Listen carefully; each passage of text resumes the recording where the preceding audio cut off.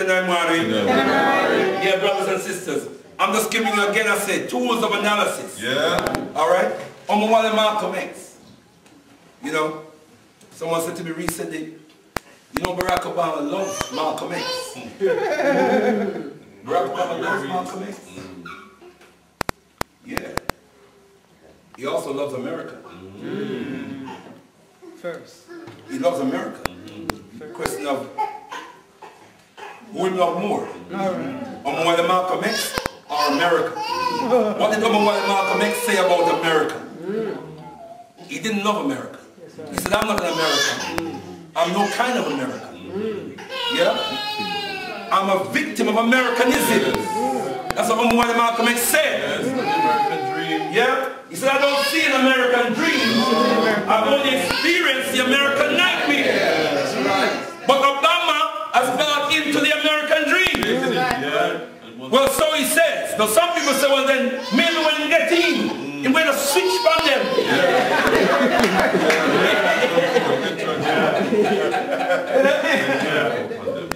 Well, you know, brothers and sisters, I don't know.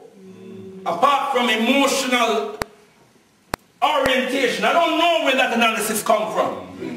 But there, I have no, at my disposal, no tools of analysis that suggest to me that Barack Obama has the capacity to go in and switch on them. But I can guarantee you, if he did, the damn switch, the very moment, and let's hope that they haven't planted a chip in him, so they can read what I'm thinking before we even do it. Because we won't even have the pleasure of seeing the switch. We're not even going to see the switch. All we're going to see is him lights out. Lights out on Obama. It's not going to happen. Where you get that idea from? African people, where you get that idea from? You're waiting for Nelly to switch. Nelly in the 100. He ain't switched yet. If anything, he switched against us. If he was ever truly for us, he switched against us.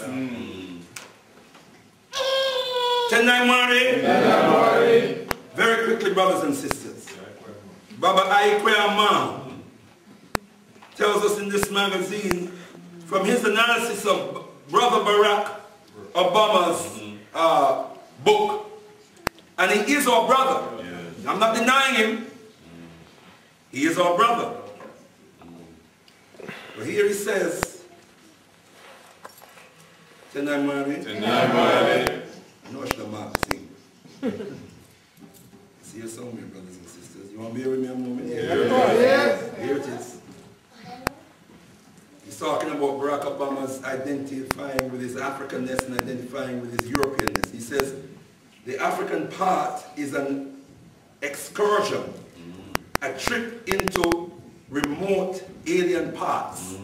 This is how Alkebu-Lan in his beautiful language. You know, he just has a beautiful pen. I just love to see his pen. It must be so well decorated. Can you imagine? He says, I'll read that again. The African part, that's the African part of Obama. He describes it as an excursion. A trip into remote alien parts. Then he says, for though he is ready to embrace his African relatives, Obama makes it crystal clear that his identity is entirely American. Entirely. I think that's a 360 degrees, right? That's a 360 entirely. That's a 360 degrees. So although he's ready to, he didn't say he was ready to embrace his Africanness. From his analysis, and he's a powerful analyst. He didn't say he embraces his Africanness. He says he's prepared to embrace his African relatives. Alkebu-Lan is a mathematical writer. He writes with mathematical precision. And he might just mean, when he said put him arm around him. It might just actually mean that. So, right? But he says, he says, Obama makes it crystal clear that his identity is entirely American. And because he sees Africa as a land of shrunken possibilities, while seeing America lovingly.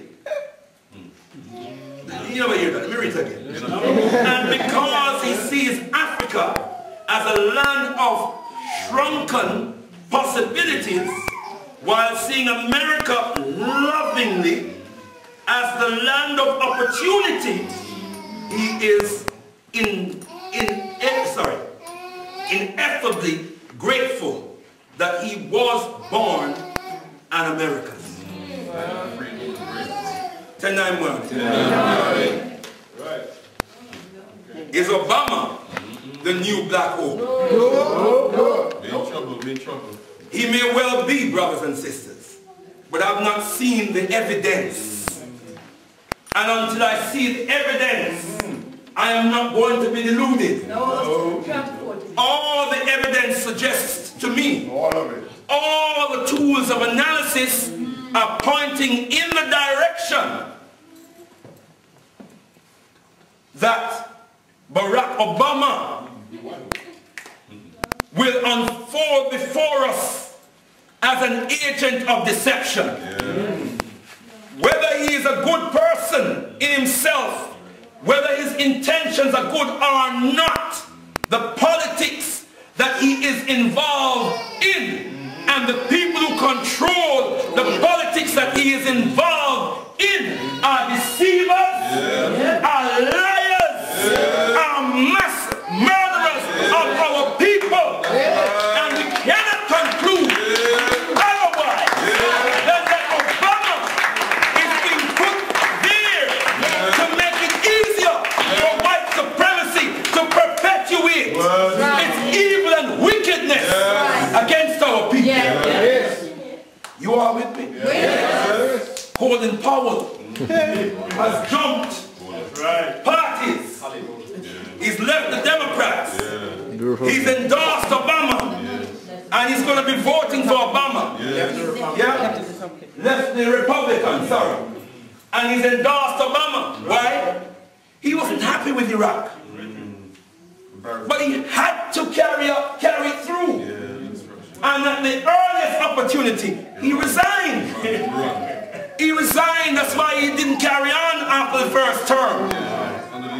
And he says it, that he is disappointed with the Republican politics. It's gone too far to the right. Yeah? But this is what I'm saying to you. He still had to carry it through. As Secretary of State. He still had to support his president. That's right. So all this excitement about the power that Barack may have. What about power? Which was the power there? The power he would have is if we the people are behind him. That's the only power he would have. And as far as our liberation is concerned, there is none who will lead us to liberation than one who rise up from among us, whom we know and who is accountable to us. Our leaders have always, and our inspirers have always come from among us. Papa Garvey rose up from among us. Malcolm X rose up from among us. Martin Luther King rose from among us. So John the Truth came off the plantation. Harriet Tubman rose from among us. Not Harvard. No, I'm sorry. Not Harvard. Unless he's a Carter G. Woodson. But Carter G. Woodson valued